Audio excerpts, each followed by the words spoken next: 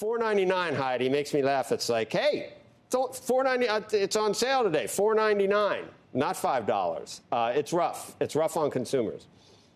And Joe, you know, I used to say that when you inflation adjusted, that this wasn't the highest price ever. Now, when you look at inflation adjustment, it is the highest gasoline price ever. And it has huge political ramifications. And the question for the Biden administration is, how do you respond to the concerns in ways that consumers will listen? And so this is a big, big issue for the midterms. And a big issue for the state you represented, very important to North Dakota. Have you seen a more difficult operating environment since the Biden administration took over, Heidi? Or are you a person that says it's all just been,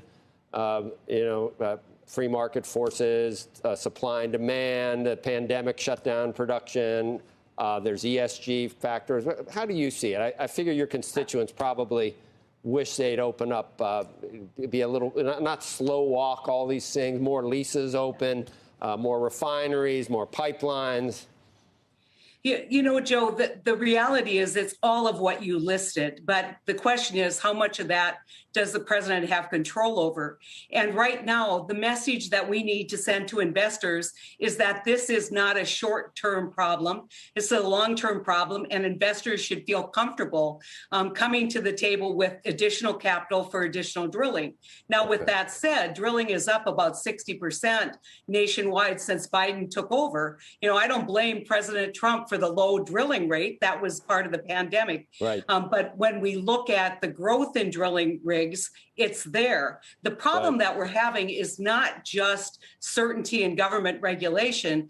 It is supply side, or supply chain. Where do we get the manpower? Where do we get the equipment? And then the all-important infrastructure, which is the big bottleneck for a lot of oil and gas development. Right. That's what I've said, though, too, Heidi, and that is that, it can't be solved. We can't fix high gas prices in a week, 2 weeks, 6 months, but we're going to be using hydrocarbons in 5 years. You can't say, well, we're going to transition. And 5 years from now, we won't need hydrocarbons. We should be making those long-term investments now. We can't have that pipe dream of thinking that we're going to transition all the way away from it in 5 years. So we should do it now. And Joe, one thing that I point out is when we look at what it's going to take to make this conversion in terms of critical minerals, we don't have them. And so we've got to get in the reality pool and balance our objectives on climate and energy policy. We're not going to have a sustainable climate policy until we have a sustainable and affordable energy policy. And people need to get in the reality pool. See, Kevin, Heidi, you really probably don't have much of a problem with her. She's a Democrat, but she's in an oil-producing state. So she's got, she's somewhat reasonable, I would say. But what's your take on all this, Kevin? You know what's so ironic about this conversation is that her state, or ex-state, is actually the solution to our problems.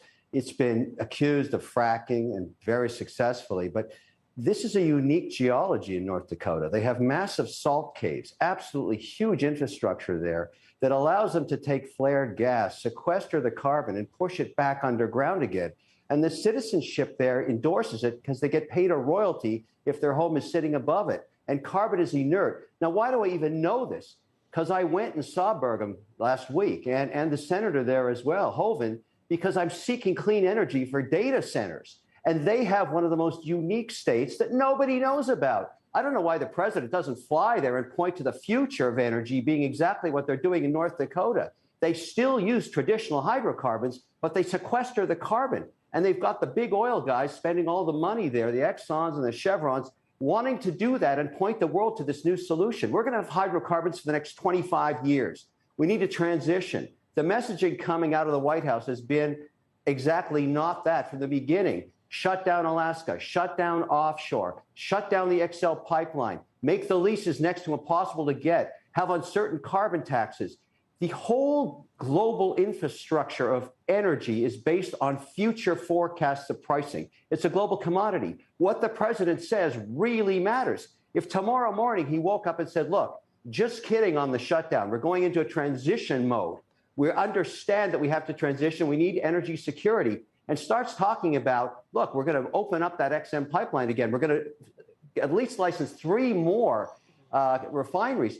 Even if he flies to Saudi Arabia and says, look, let's get more energy over the U.S., we can't refine it. We stopped building refineries decades ago. We need 3 more licenses immediately. All of these solutions are at his fingertips, but he's in a really big political bind.